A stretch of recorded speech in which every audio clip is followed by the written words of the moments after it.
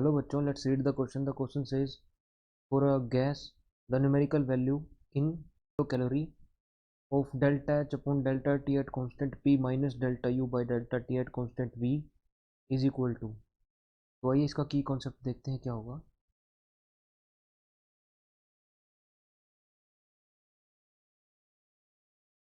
इसका की कॉन्सेप्ट होगा relation between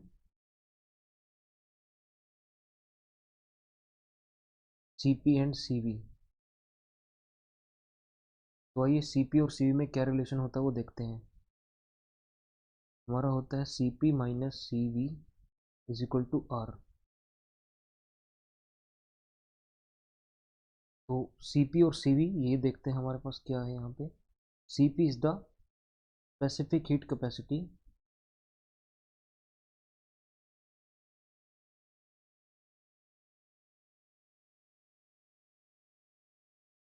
at constant pressure and Cv is specific heat capacity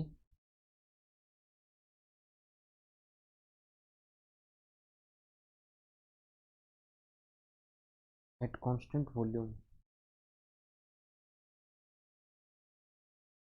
यानी जो हमारा स्पेसिफिक Cp है उसका मतलब है कि अगर हमारा कोई वेसल है और उस वेसल के अंदर हमारी एक गैस ट्रैप्ड है और उसका प्रेशर अगर कांस्टेंट है, यानी वो मान लेते हैं या फिर या तो ओपन मान लेते हैं उसको कि उसका जो प्रेशर रहेगा वो 1 atm रहेगा और हमने उसको हीट दी।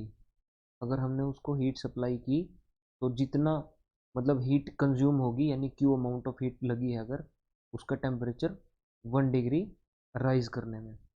तो ये हो गई हमारी specific heat capacity at constant pressure. और अगर हम इस वेसल को क्लोज कर देते हैं, मान लेते हैं हमने एक वेसल लिया और हमने उस वेसल को क्लोज कर दिया, तो अभी इस वेसल का जो हमारा वॉल्यूम है वो फिक्स हो गया। वॉल्यूम है जो हमारा फिक्स हो गया यानी कांस्टेंट हो गया। और अब हमें जो इसको हीट देनी पड़ेगी, मान लेते हैं क्यू अमाउंट ऑफ हीट देनी पड़ी to increase the temperature of this gas by 1 degree. तो अगर जो हीट देनी पड़ी वो कांस्टेंट वॉल्यूम पे थी तो इसको हम Cv बोल देते हैं। तो हमारे पास ये वही दिया गया है, heat capacity sorry heat change with respect to temperature is specific heat capacity यानी Q by T is our C। और अगर टेम्परेचर प्रेशर कांस्टेंट कर देते हैं तो P बन जाता है। अगर प्रेशर कांस्टेंट कर देते हैं तो P बन जाता है यानी डेल्टा Q या बाई डेल्टा T। यहाँ पे Q हमारा H से रिप्रेजेंट किया गया है और Cv को देखें तो वो हमारा इंटरनल एनर्जी चेंज यानी इस गैस के अंदर हीट देने से डायरेक्टली इसकी इंटरनल एनर्जी चेंज होने वाली है। तो इसीलिए delta U by delta T ये भी एक हीट का ही फॉर्म है, इंटरनल एनर्जी भी। और अगर इसको कांस्टेंट वॉल्यूम पे बोले तो Cv बन जाता है हमारा। तो this equation would be equal to R। Okay, R हमारा क्या है? R is our gas constant.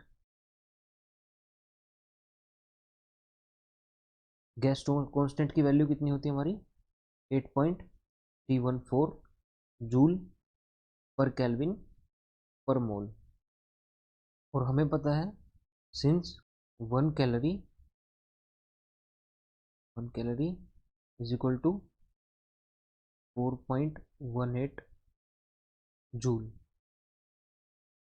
तो यानी हम इसको डिवाइड कर देंगे कैलोरी में कन्वर्ट करने के लिए।